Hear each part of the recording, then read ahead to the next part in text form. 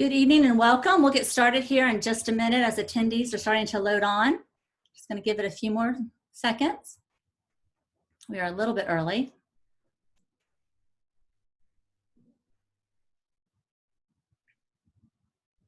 Hi, friends. If anyone I know is watching, hello. Awkward Zoom silence. So. Ah, yes, I recognize a few names here.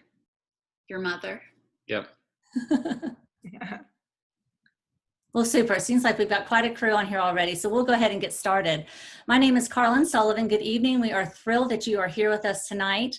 I come with Homeschool U Consulting, and when I read a recent article that was very controversial, it was in the Harvard magazine, I thought it would be a wonderful idea to gather some people who are smarter than me to give their viewpoints on it, on what the author was trying to say, and some of the theories behind the article itself.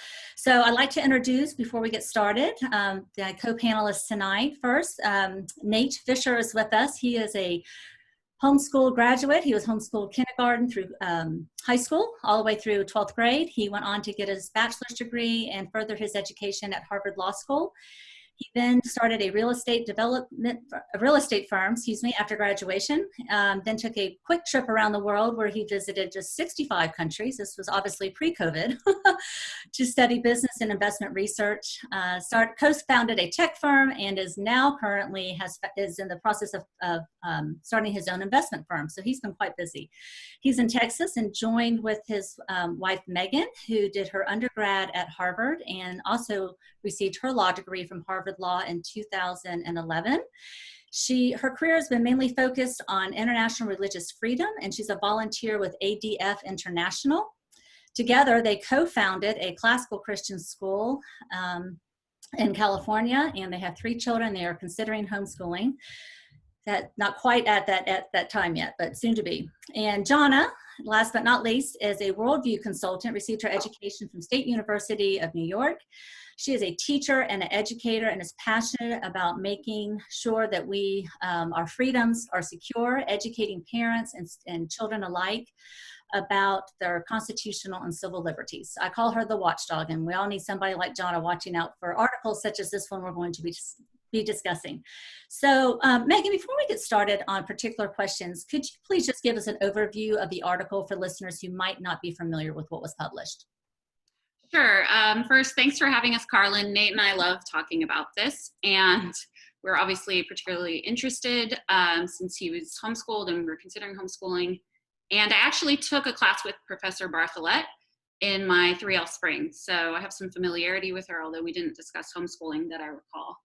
But anyway, her article in the Harvard magazine, it's an interview with her, and it's based off of an Arizona Law Review article that I also looked at in detail. And just the basic argument she has is that there should be a presumptive ban on homeschooling. And that's for a few reasons. She says, one is that there's no standards in homeschooling, and children have a right to meaningful education. There's no standards. So she even says you can have parents who don't know how to read and write who homeschool their children, that parents might not actually teach, so students can graduate from homeschool without actually knowing anything. Then she also says that homeschooling violates children's right to be protected from child abuse. So again, there's no oversight. You have no idea what's going on inside people's houses. And she uses as an anecdote, she uses one bad example to represent the whole movement, which is the story that Tara Westover shared in Educated about her own life. So she just talks about one example. And then ultimately, for her, it seems to come down to the fact that the majority of homeschoolers are conservative Christians who want to remove their children from the mainstream worldview and education. And that seems to be kind of the main point we see. Got it. Well, Nate, I will start with you, and it doesn't seem like that was part of your education. Would love to hear a little bit about what your experience was being raised as a homeschool student for all of your formative years, because Professor Bartholet, and I would love this quote that she says about this, and I'd love for you to speak on this as well, says that homeschooling violates children's rights to a meaningful education, exposes them to greater risk and child abuse, like you said, Megan, and may even limit them and how they are able to contribute positively to society. It appears to me that you are contributing just fine to society. So could you speak to that just a little bit about what your education was like? Oh, before Nate talks, I forgot to show this picture from I hope you can see that. This little girl stuck in a house. This is the picture that accompanied the article in Harvard Magazine. And she's a little homeschooled girl stuck in a house, bound by the Bible and wrongly spelled arithmetic book. And all the other little kids are playing outside. So I thought that was important to mention before Nate shares his story. Yes. So my homeschooling experience was very, very different than that. I probably spent 6 or 8 hours running around outside on average when the weather was decent, and I just way freer education than I think is normal. It was our approach was sort of a hybrid education that my mother's. It was a unit-based model where we would study a particular topic. It would be something that I could get really into in a lot of different ways, and we would end up studying language around that. We'd be reading history around that. We'd talk about worldview. We talk about philosophy. There could even be science projects around that. And so it was a really engaging way, I think, for me, especially when I was in elementary and even through high school, to learn about things. And then certainly, I would say certainly we didn't try to do everything that was done in public schools. We tried to do what was a good fit for us, for me, for my brother and sister, based on our learning styles. And that's something that just can't be done in schools. So at one point, my parents actually thought about putting me in school when I was young. They investigated, they talked to people at the school, and they realized that there was no way that the school was going to accommodate where I was in math, for instance. I was advanced in math. I might have been slower in some other topics. And I think that's natural. I think people are individual. I know in other countries like the Netherlands, there's 30 different models of school. And any of those are designed to fit different people and different ways of learning. And that's not what schools look like. So I think any sort of one size fits all or 2 or 3 size fits all school is actually going to be depriving people of the opportunity for an individualized education that can be offered in a homeschooling environment. And that was very much what I got. I think another aspect of what I got was we were just very efficient. We would often spend 3, maybe 4 hours a day in formal schooling and get at least as much as could have been gotten in twice that in classrooms, which freed us up to spend the time that we spent outside, or spend the time we spent. I would read a pictorial encyclopedia of history, I remember, for hours and hours on end when I was young. It was just giving me time to dive into projects that I really enjoyed. And in terms of how this served me down the road, I would say, one thing it doesn't necessarily prepare you quite as well for is it doesn't prepare you quite as well for playing the game of college test taking. I think that's sort of one aspect of college that is you learn to sit in class and take tests by sitting in class and taking tests. But in terms of education, it was something I could very quickly adjust to and pick up in college. I did just fine. As a general rule, homeschoolers were fine in college, did very well, and then would often thrive as they got to higher levels of college and then grad school. At law school, I was certainly not at any disadvantage to my peers. And then I would say as I progressed in my career, I was actually in a position where I was advantaged by being prepared to think about things in an independent way. I think that homeschooling prepared me for that, and an investment career has served me particularly well in being unafraid to make an independent decision. So I think this prepared me very well for society. Well, it seems like perhaps Ms. Professor Bartholet has not met you, because she has made the claim that homeschooling does not prepare people for life or society. So we're grateful. Smart to take her class in law school. Yeah. It's a practical class. And I think your mom's listening, Nate, so we should say thank you to your mom. So for sure. Yes, thanks, Mom. I know she must be very proud. So Megan, I'd like to turn to you. There's the professor makes obviously some outlandish claims about homeschooling, and she definitely has a worldview and she has an agenda, and she's not very secretive about it. But what do you think is the ideology behind this article that they have put forward in the Harvard Magazine? Yeah, so she definitely, and if you read her longer Arizona Law Review article, she operates under the kind of child rights movement, and that's her whole profession too. At Harvard Law, she's focused on child rights. So she uses this term of child rights, and it sounds like a good thing. Children should have a right to education and a right to be free from abuse. But what she really means by that is that parents should have a diminished role in educating their children, having control over their children. She often refers to parents as authoritarian, particularly conservative Christian parents as authoritarian, and that they just want children to grow up and adopt the same worldviews that their parents have. So she believes that children really should be under the control of the state, and therefore they need to go to school to learn, democratic values and be exposed to what she calls alternative viewpoints. And she says that children who are homeschooled will not be exposed to those viewpoints. She acknowledges there are so-called legitimate reasons to homeschool, like if you have a child prodigy in a sport or a violin or something, but that conservative Christians have no legitimate reason to homeschool because their goal is to teach their children not to participate in society. And this sort of affects her whole way of thinking about homeschooling. She makes it very clear that it is not the parents who should make these decisions about their children's education, and therefore it should be basically illegal unless they can prove a true need, which is not for religious or moral reasons. Right. Can you give an example of how American parents are losing their ability to make these decisions for their children? Can you think of anything? Right, yeah, so we don't see homeschooling suffering here in the US right now. We see it in other countries like Germany, which has banned it completely because of these, so-called like democratic values, need to expose children to community values and learn German ways of thinking, which we've seen be problematic in the past. But here in the US, we're seeing this idea that parents shouldn't have control over their children, what their children learn, how their children should think.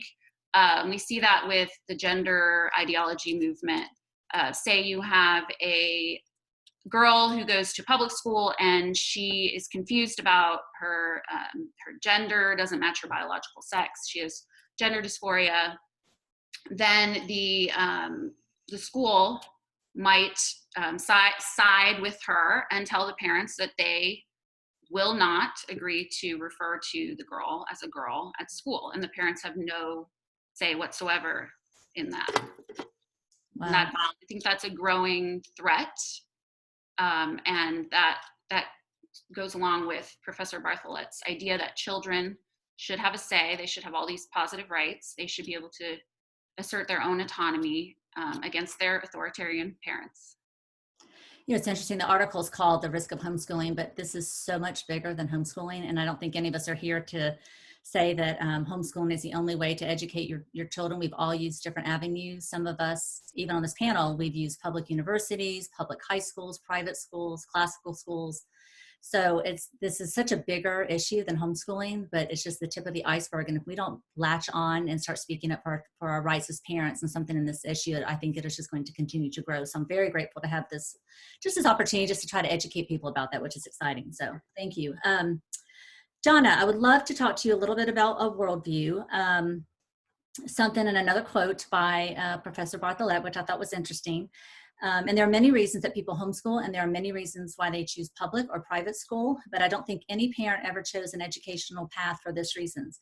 And she's referring to homeschooling. So some homeschoolers are extreme religious ideologues who question science and promote female subservience and white supremacy, end quote. And so again, that's just an outlandish comment, in my opinion, and for many of us. And I don't think that's any reason why any of us chose any educational path. So she clearly has a worldview. She has a worldview, and she's trying to put that forth in the article. So as parents, when we're making all these decisions and we're making choices on how to educate our children, again, whether it's public, private, or homeschool, when the parents are choosing their path for education for their children, how does their decision affect the child's worldview, if it does? And is it anything that we should even be concerned about? Well, that's a really important question because everyone has a worldview, as this professor does, and people that would support her ideology come from a certain worldview. And of course, a worldview is a framework. I think of it like a tree upon which we hang ideas and grow ideas. And it slowly over time, a worldview is developed by our beliefs and our ideals and what's important to us. And those are the roots of a worldview. And like for children, it grows slowly over time and produces a certain type of fruit. And a worldview answers some of the basic questions that we all ask, that children ask, why am I here? Who created me and what is my purpose? And whoever has the power to answer those questions is shaping the potential, the future for that child and producing a certain kind of fruit. And parents have that responsibility because we do have 100% 24/7 total responsibility for our children from the time that they're 0 to 18. And during that time, slowly, we're incorporating our ideas and we're transferring through our family tree beliefs that we have. And whoever is shaping those beliefs, besides families, have great access to our children. I think it's important that that we understand that the future potential of our children rests far more on the health of our family than on our educational choices. Well, that's really important. A healthy family produces healthy children, and healthy nations come from healthy families. And so worldview is highly important in that context of the worldview within the family.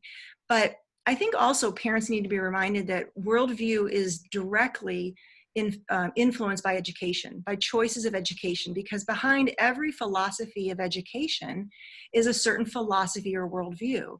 And parents have the responsibility to make sure that the worldview that they're teaching at home in their family is being supported. They need to know by being involved in whatever choice of education that they have, is that worldview being supported? And is it flourishing and growing, or is it being cut down? Is it being destroyed? And I think especially now, as the whole world and all of America are home educating, it's a wonderful opportunity for us to evaluate our worldview. And how is the way that we're educating our child lining up with the values that we have, with the worldview that we want our children to have? So many great thoughts there. Thank you. There could be so many different repercussions if the state started having total control over our children and removing some of our parental rights. So what in the field of education do you think would be a future repercussion we might want to keep our eye on? Is this article really just about banning homeschooling? That's a great question, because I think it could be easy for someone to dismiss this article and say, we're not home educating, so this doesn't apply to me. But the reality is this is a far greater influence than just home education. And Professor Bartholot does say in her Arizona Law Review that one area of education that would be, I think, first hit if parental rights were taken away, she calls it private school reform. So educationally right now, we have a lot of liberty to choose how to educate our children. I mean, I know people personally that have moved across the country, have made great sacrifices to put their children in a certain type of school, or they've made the decision to home educate. But basically, that right would be taken away. Families would not have the opportunity to put their children in private school. Secondarily, if you choose a religious school, a Christian school, because you're looking for a school to support your worldview, that right would be completely taken away. Then the goal would be to destroy that opportunity so that parents have only one choice, and that's the state or government school that would be inculcating perhaps a worldview that would not align with the worldview of the family. Well, thank you. I know that we could probably talk for another hour on all this, but in light of the time, we probably want to wrap it up. Do y'all have any last thoughts you'd like to share, John or Nate or Megan? Any last comments? No? Well, I think I would just say I agree very strongly that this is a much bigger threat than just homeschooling. I think fundamentally is an attack on the concept of the family as an institution, and it could strike in many different ways, but ultimately it's substituting the state for the family, and that's, I think, one of the greatest threats that we face, which is why, even though this seems remote, I've been taking it very seriously. There's an organization in the States called parentalrights.org. It's a national organization as well, and that might be a wonderful opportunity for parents to get involved and to be educated about how our rights as parents are being threatened, because I think it happens a lot more than we're aware of. This happened to just catch so much media and attention. So thank y'all for being here tonight. I do hope for the people watching that it was educational and informative, and that it just incites us a little bit to become involved and to become watchdog for our families and to protect our civil liberties for not only our children, our grandchildren, and our great-grandchildren for generations to come. Our country offers so many great freedoms, and we want to make sure that those are available for future generations. So, all right, with that, I will thank you again, and good night. Good night. Thanks. Thanks. Good night.